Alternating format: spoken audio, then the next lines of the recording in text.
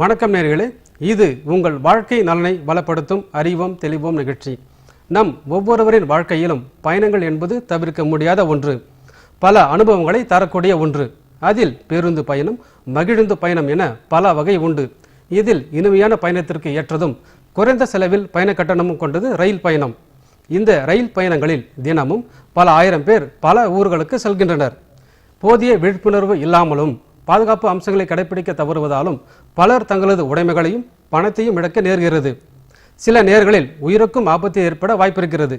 எனவே ரயில் பயணங்களில் நாம் மேற்கொள்ள வேண்டிய பாதுகாப்பு அம்சங்கள் என்ன?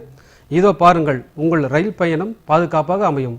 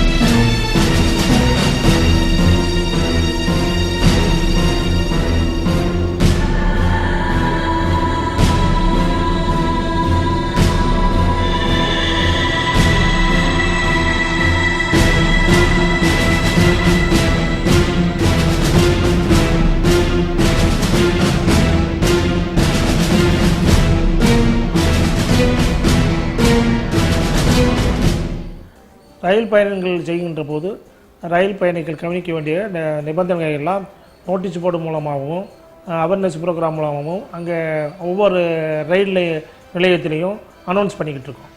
இந்த ரயில் பயணிகள் போகும்போது ரயில் பயணிகள் குடும்பத்தோடு போகும்பொழுது குழந்தைகளை பாதுகாப்பாக எடுத்து போடணும். அவங்களுடைய பொருள்களையும் உடைமைகளையும் பாதுகாப்பாக வைப்பதற்கு அவேர்னஸ் கொடுக்கப்பட்டுகிறது. இப்போ ரயில் பயணிகள் தங்களுடைய அதிகமான பொருள்கள், தட் இஸ் நகைகள், சுள்ளர், தங்கம் மற்றுமுள்ள பித்தளை பொருள்கள், விலை மதிக்க முடியாத பொருள்கள் எது எடுத்துக்கொண்டு போனாலும் பாதுகாப்பாக கொண்டு போடுவதற்கு அந்தந்த காவல் நிலையத்திலையும் சொன்னாக்க அவங்களுக்கு ஆயுதம் ஏந்திய போலீஸு கடைசி வரைக்கும் பாதுகாப்பு கொடுக்கப்படும். ரயில் பயணிகள் திருவிழா காலங்களிலேயும் அல்லது மற்ற முக்கியமான தினங்களிலும் ஒரு வழி பாதையாக போடப்படுகிறது. அந்த போகும்போது மெட்டல் டிடெக்டர், ஸ்னீப்பர் டாக், ஸ்கேனர் மூலமாக நாங்கள் அதை செக் பண்ணுறோம். அப்படி செக் பண்ணி ஏதாச்சும் அது கொண்டு போகக்கூடாத பொருள்கள் இருந்தால் கண்டிப்பாக அதை தடை செய்வோம். ரயிலில் எடுத்து போகக்கூடாத பொருள்கள் எளிதில் எரியக்கூடிய பொருள்கள், பட்டாசு, மண்ணெண்ணெய் மற்றுமுள்ள கெரோசின் இவையெல்லாம் கண்டிப்பாக எடுத்து போகக்கூடாது. அப்படி எடுத்துக்கொண்டு போனால் தண்டனைக்கு உள்ளாக்கப்படுவார்கள். இது தடை செய்யப்பட்டிருக்கிறது. ரயில் பயணிகளை போது பழகும்போது ரொம்ப ஜாக்கிரதையாக பழகணும்.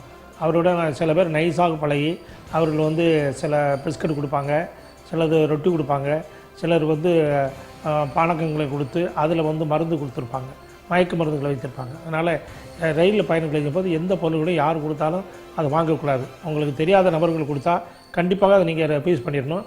உடனடியாக நீங்கள் அங்கே இருக்கிற டிடிஆர், எங்கள் காவல் இருக்கிறதுல வைத்திய போலீஸ் இருப்பாங்க, அவங்கள்ட்ட சொல்லிடணும். அப்படிப்பட்ட சூழ்நிலையில் எந்த பொருள்களையும் நீங்கள் யாரிடமும் பெறக்கூடாது. ரயில் பயணிகள் பயணம் செய்கின்ற நோயாளிகள் இருந்தால் அவர்கள் உடனடியாக அங்கே இருக்கிற டிடிஆர்டி சொல்லணும். அதே மாதிரி எங்களுடைய ரோந்து பணியார்ட்டி சொன்னாங்க, அங்கே ஃபஸ்ட் எய்டு பாக்ஸ் அதுக்கு வேண்டிய பொருள்கள் இம்மிடியேட்டாக இங்கே இருக்கும். அந்தந்த ரயில் நிலையங்களிலையும் டாக்டர்ஸ் இருக்கிறாங்க. அதனால் ரயில் டாக்டருக்கு உடனடியாக அவங்க உதவிக்கு வருவாங்க. ரயில் பயணிகளுக்கு கவனிக்கிறதுக்காக வேண்டி அதிக நகைகளை மற்றவங்களை மதிப்பார்கள், மற்றவங்களுக்கு காமிக்கிறதுக்காக வேண்டி நிறைய நகைகளை போடுவதை தவிர்க்கணும். அதே மாதிரி நிறைய பணங்களை எடுத்து போடுவதை தவிர்த்து அவர் இப்போ ஏடிஎம் வசதி அதிகமாக இருக்குது, அதன் மூலம் நீங்கள் அந்த பயணிகள் பயன்படுத்தலாம். அனாதையாக கிடக்கின்ற பைகள் பொருள்கள் இது போய் தனக்கு வேணும் அப்படின்னு சொல்லி கண்டிப்பாக அவங்க தொடக்கூடாது. அப்படி தொட்டால் தீவிரவாதிகளை ஏதாச்சும் போட்டிருப்பாங்க அல்லது ஏதாச்சும் கடுமையான பொருள் இருந்திருக்கும். அதனால் கண்டிப்பாக அவங்களை தொடக்கூடாது. அப்படி பொருள் இருப்பது எங்களுடைய அதிகாரிகளுக்கு கண்டிப்பாக அவங்க சொல்லணும். உடனடியாக அதிகாரிகள் அதை எடுத்துக்கொள்வார்கள். ஆசைப்பட்டு சில மோசம் போடுகிற சூழ்நிலையை பயணிகள் கண்டிப்பாக விழிப்புணர்வோடு இருந்து எந்த பொருளையும் போய் திடீர்னு எடுக்கக்கூடாது. ட்ரெயினில் அபாய சங்கிலியை கண்டிப்பாக நீங்கள் பயன்படுத்தலாம். எதுக்குன்னா ஹார்ட் அட்டாக் வந்தாலும் அல்லது விளைவிக்க பொருளால் கீழே விழுந்தாலும் அதை நீங்கள் பயன்படுத்தலாம். அதர்வைஸ் சும்மா சாதாரண பயன்படுத்தினா கண்டிப்பாக 500 ரூபாய் இருந்து 1000 வரைக்கும் தண்டனைக்கு உள்ளாக்கப்படும். அதை கட்ட தவறினால் 6 மாதம் தண்டனைக்குள்ள ஆகும். பெண்களுக்கு ஈவிடிசிங் அல்லது அவர்களை ஏதாச்சும் தொந்தரவு பண்ணுறதுக்கு சில கல்பினிட்டு அலைவாங்க. அவர்களை அடையாளம் காண்பதற்காக வேண்டியே தனியாக மாறு வேடத்திலும் ஆயுத இயங்கிய போலீஸாரும் கண்காணித்து அவங்க காவல் நிலையில் இருக்கிறோம். எக்ஸ்பிரஸ் ரயிலில் போகிறதுக்கும் அங்கே ஆயுத இந்த போலீஸையும் அனுப்பப்பட்டுகிறாங்க. அதே மாதிரி பொதுமக்கள் தண்டவாளங்களை கடக்கும் பொழுது ரொம்ப ஜாக்கிரதையாக செய்யணும். எல்லா இடங்களையும் எச்சரிக்கப்பட்டிருக்கிறது. எல்லா ட்ரெயின்லேயுமே மேனுடு அன்மேனுடு இதெல்லாம் இருக்கிறது. அதை பயன்படுத்தணும். மீறி போகின்ற போது கண்டிப்பாக அவர்கள் மீது தண்டனைக்குள்ளாக்கப்படுவார்கள். எந்த காரணத்தை மட்டும் எச்சரிக்கையோடு செல்வதற்கு அங்கங்கே எங்களுடைய காவல்துறைகள் இருக்கிறாங்க. அதனால் ரயில் கடக்கின்ற போது அந்த ரயில் பாதைகளை கடக்கின்ற போது ரொம்ப ஜாக்கிரதையாக செய்ய வேண்டும். ரயில் பாதைகள் கண்டிப்பாக கடக்கக்கூடாது. ஏன்னா இப்போ அண்டர் பிரிட்ஜு அங்கங்கே ரயில் கேட்டு இருக்கிறது. அது ரயில் வரும்போது கண்டிப்பாக அதை திறக்க மாட்டார்கள். அதையும் மீறி போகிறவர்களுக்கு மீது கடுமையான தண்டனைக்கு உள்ளாக்கப்படுவார்கள். ரயில் தண்டவாளங்களில் கல் வைப்பவர்கள், ரயில் தண்டவாளங்களை கட் பண்ணுறது, ரயில் தண்டவாளங்களில் அதை மாற்று பொருட்களை வைத்து அதை ரயிலை கவுக்குவதற்கு சரி செய்வது, இப்படி பல காரணங்கள்லாம் செய்கின்ற யாராக இருந்தாலும் அவர்கள் மீது குண்டர் சட்டம் பாயும்.